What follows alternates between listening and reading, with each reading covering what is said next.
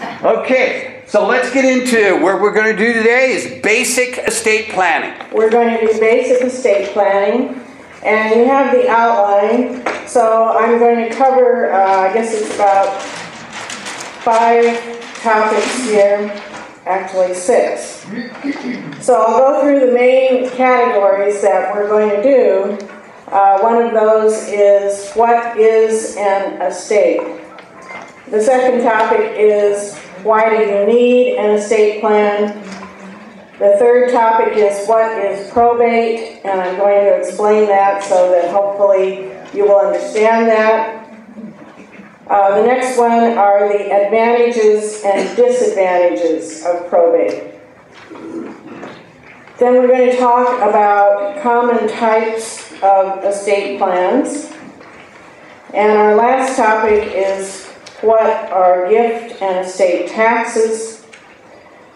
And as we go along, we also have a PowerPoint, a slide presentation that will maybe help you understand some of these by pictures. You know, we all learn in different ways. Sometimes we learn orally by listening to a speaker. Some of us learn by reading, and some of us learn by looking at pictures.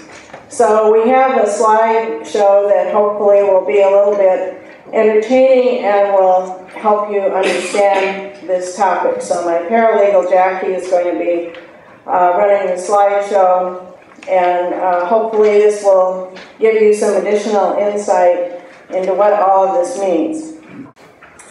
Now, as we get started here, I have to tell you one of my favorite estate planning jokes. And there was a lady who went to see her lawyer about her estate plan, and she said, "I would like to arrange to have cremation." And the lawyer said, "Yes, I can do that, ma'am." And he said, "I would like to have my ashes scattered at Nordstrom's, Bloomingdale's, and Neiman Marcus." And he said, "Well, ma'am, can you explain to me why you want your ashes scattered at Nordstrom's, Bloomie's, and Neiman Marcus?" And she said, "That's the only way my 3 daughters will come to visit me."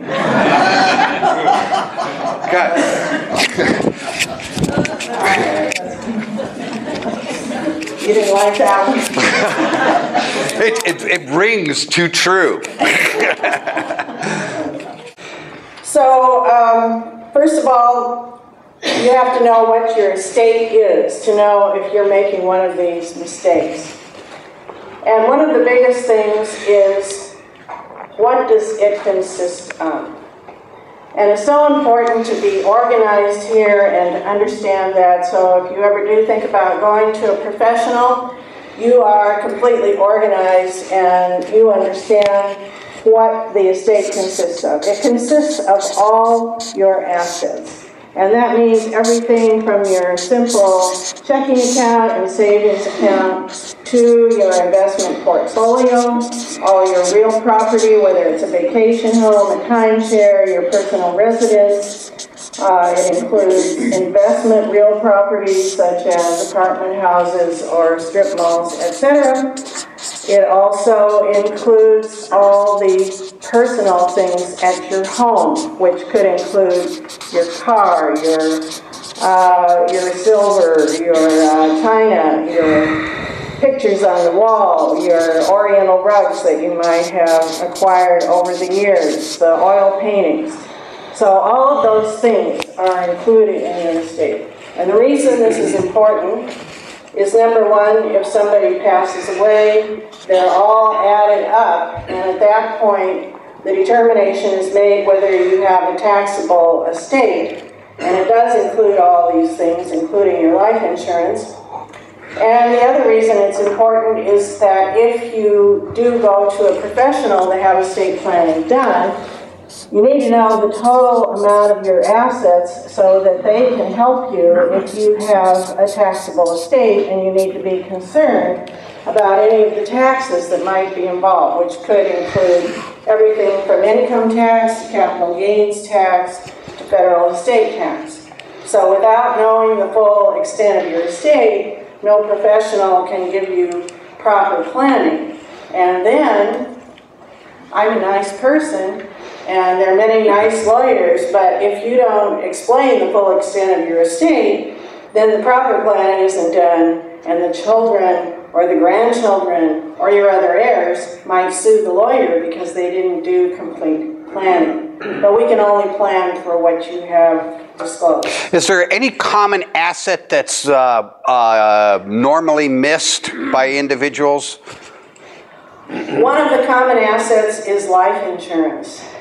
And this is because people think, oh, they know that there's no income tax on life insurance, and so they think it doesn't really have a value until they die, and so they don't think it's part of their estate. But guess what? Uncle Sam does think it's part of your estate. The IRS includes it. They add everything up, and so it adds to the total value of whatever you think you have. And so even if your main assets didn't become taxable and subject to estate tax, once you add in the life insurance, it might put a real addition on there that would put you over the tipping point, and the estate could become taxable. And then the IRS could take 35%, 45%, 55%, whatever the taxable rate is at that time, and half of those proceeds could go to the IRS. This is a simple net worth statement, and I recommend it to everybody, that you simply have the assets listed, that you know the title of all your assets, that you have a cost basis, and we'll get into cost basis after a little bit, and that you know the market value. So insurance, for market value, you use the death value. That means after you're gone, somebody gets to spend the money, not you. Okay? The other very important thing that you need to be organized on is have an accurate list of all your heirs and those people you want to benefit. So of course that includes your children, your grandchildren, and your spouse.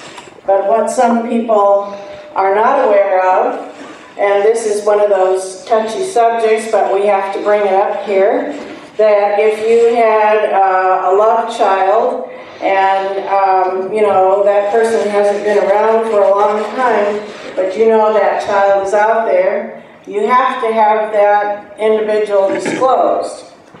The reason for that is that if you want to disinherit them, you have to list the name and the fact that they were born, because otherwise they could be treated as a pretermitted, that's this fancy legal term, or omitted child.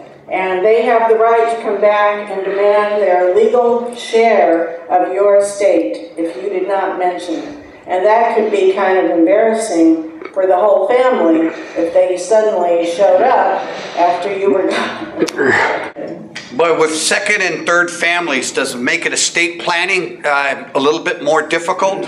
Yes, and the issue on that is that if there are second or third spouses and stepchildren, you have to be very careful to identify who you're going to benefit. Where this is a problem with spouses sometimes, if there is a divorce, some of you may forget that that person was on your life insurance policy as a beneficiary or on your IRA account as a beneficiary, and that could be a big shock. What's the second fatal mistake? Okay, well, you know, this is a funny little comment. You know, most people don't just plan to fail, they fail to plan. So why do so many people not do this? 70% of Americans don't do it. And, you know, there's some different answers to that, but, you know, many times, you know, they don't like to think about the fact we're all here healthy today, you're able to come into this room, we're all here, and you think, gee, I'm healthy today, why should I do anything? But sadly, I've run across people even at young ages recently who suddenly dropped dead at the age of 35 or whatever. So you need to have something in place to protect your family, your loved ones, because then the state has a plan for you. And this also involves personal accountability. Accountability for your estate and for your family. The worst cases are people who don't plan. Some of their assets may actually go to the state of California, and that probably wasn't your intent. Are you going to go through intestate succession? I am. Okay. All right, so the next big issue of why you need an estate plan is incapacity planning. Many people don't take this into account. And one of the misconceptions here, well, all I need to do is make a will. A will only speaks at the time of death. It does not take care of you while you're alive. So there are two types of powers of attorney that you need to have. One is a power of attorney for asset management. The second one is a power of attorney for health care. So what are the consequences of not having a plan? And recently we heard on TV and the news, anybody remember Mickey Rooney? Yeah. He was in a terrible court battle where his two stepsons, and we'll go into this a little more, but you know, he obviously hadn't set up who was going to be his power of attorney for asset management and who was going to be his power of attorney for health care. And because he didn't have these documents in place, the two stepsons got into court and said, we're in charge. And he said he was robbed, he was ripped off. Here he is, 90 years old, a nice man. And it's the result. How do you know he was nice? We're just guessing. We're guessing. We all liked him. Groucho Marx, same thing happened with Groucho Marx. Yeah. By the way, we're going to spend a whole session on the Advanced Healthcare Directive and the durable power. But those are two of the most important reasons. We just had a lady, frog in the throat, 94. Never too soon to do your plan. So when we first met with her, she was at a retirement home and her niece was there and she wasn't sure what she had, and they all knew she needed to have these powers of attorney. And so we got them signed within a couple of days because she had a nurse there and they said this needs to get done. So by the time she signed, we made copies, we're ready to take them there. She's already in a convalescent home. And so it's very difficult now for the niece to be able to get to the banks and where she needs to go to get onto the investment account, since this lady waited until just before she was going into the convalescent home. That's why it's so important. Do your planning while you're healthy and while you're aware of what's going on. You can walk in and out of here, and you're all nice people too. No, they're not.